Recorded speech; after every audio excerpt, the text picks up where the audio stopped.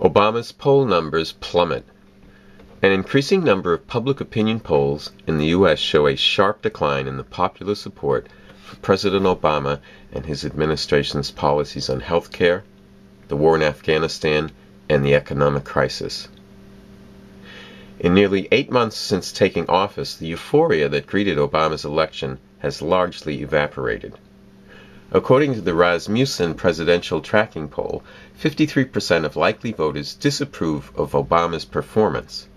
The president, who enjoyed nearly 70% approval rating on Inauguration Day in January 2009, saw his rating fall below 50% for the first time in August, dropping to 46%.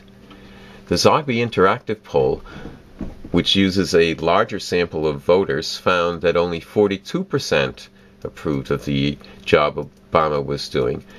A majority, 53%, believe the U.S. is headed in the wrong direction, with only 38% saying things were heading the right way. According to New York Times columnist David Brooks, no newly elected American president has ever seen such a rapid and steep decline in the polls. Much of the media, including Brooks, ascribed the fall to the president's supposed embrace of liberal reformism. The U.S. News & World Report, for example, headlined their report on the approval figures, quote, "Poll, Democrats' hard left agenda driving away independents," end quote. In reality, the mounting political crisis facing the administration is a result of its continued and intensification of the pro-business and militarist policies of Obama's Republican predecessors, which were repudiated by American voters in the 2008 elections. Obama's right-wing policies have alienated wide layers of the population that previously backed him. Zogby noted that the sharpest decline in support occurred among 18 to 29-year-olds, where Obama's approval ratings have fallen 18 percentage points, from 59% in July to 41% at the end of August. Support among African American voters fell 14 points, from 83% in July to 74% last month.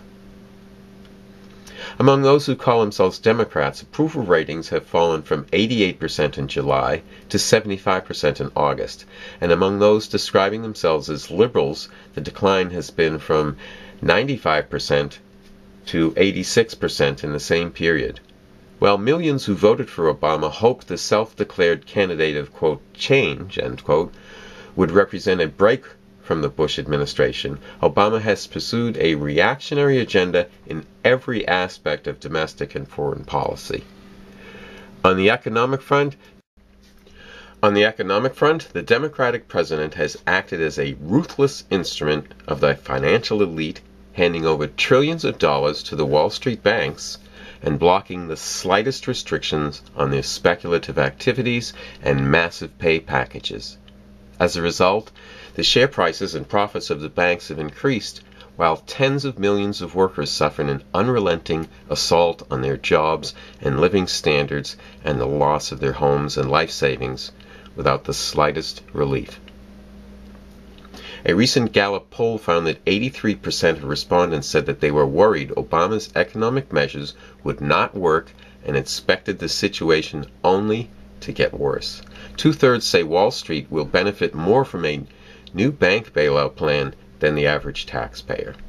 A major factor in the falling poll numbers this summer is Obama's health care, quote, reform, end quote. The centerpiece of his domestic policy has proven to be nothing but a plan drawn up by the healthcare and insurance industry to boost corporate profits by rationing and reducing medical coverage and paving the way for dismantling of employer-paid benefits and Medicare and Medicaid.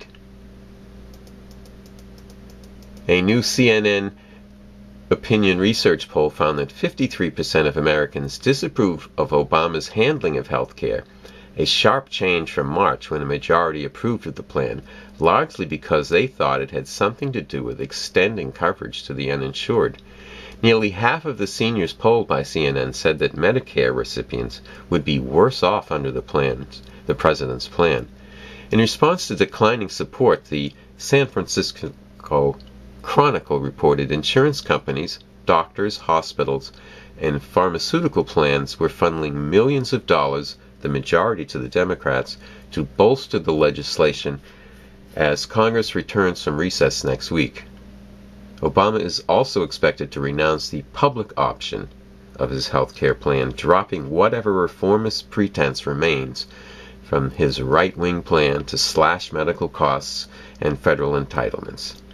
Widespread anger has also been generated over the continued trampling of basic democratic rights. The administration has gone to court to quash challenges to domestic spying, renditions, and CIA torture, while protecting the Bush administration from any legal consequences for its war crimes and violations of international law. While Obama has insisted he is not interested in looking backwards by investigating and prosecuting anyone for torture, according to a new CBS News survey, half of the American public say such an investigation is a good idea. The same CBS poll showed that less than half, 48%, of respondents said they approved of Obama's handling of the situation in Afghanistan, down from 56% in April. Support for increasing troop levels in Afghanistan is declining, the CBS poll showed, with 41% saying they wanted American troops to start coming home, up from 33% in April and just 24% in February. Support for increasing the numbers of troops dropped from 39% in April to just 24% now. The poll results, CBS News reported, are at odds with what NATO and U.S. commanders on the ground say they need. End quote. The administration has already signaled its willingness to send more troops in defiance of popular opposition, fueled by record numbers of U.S. casualties and the brutal and colonial character of the war itself. Most Americans, 55%, think the situation in Afghanistan will get worse in the next 6 months, up 14% over the past month, according to the Rasmussen poll. Popular disgust extends beyond the White House. According to the Rasmussen poll, 57% would vote to replace the entire Congress and start all over again, while only 25% of respondents said they would keep the current legislators.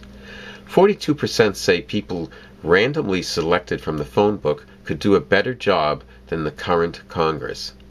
As a result of this popular discontent, political analysts say Democrats, who control both houses of Congress by wide margins, could lose 20 or more seats in the House of Representatives in the 2010 elections. The prospect of right-wing making gains just 2 years after the Republicans suffered their worst electoral debacle in decades is attributable to the continued subordination of the working class to the Democratic Party and the lack, as yet, of a mass socialist party in the working class. The subordination is abetted by the various middle-class organizations and publications such as The Nation that insist that Obama must be supported at all costs. These same groups which peddled illusions in Obama before his election now stand politically responsible for one of the most reactionary governments in U.S. history. Millions of people have been moved to the left by the impact of the economic crisis.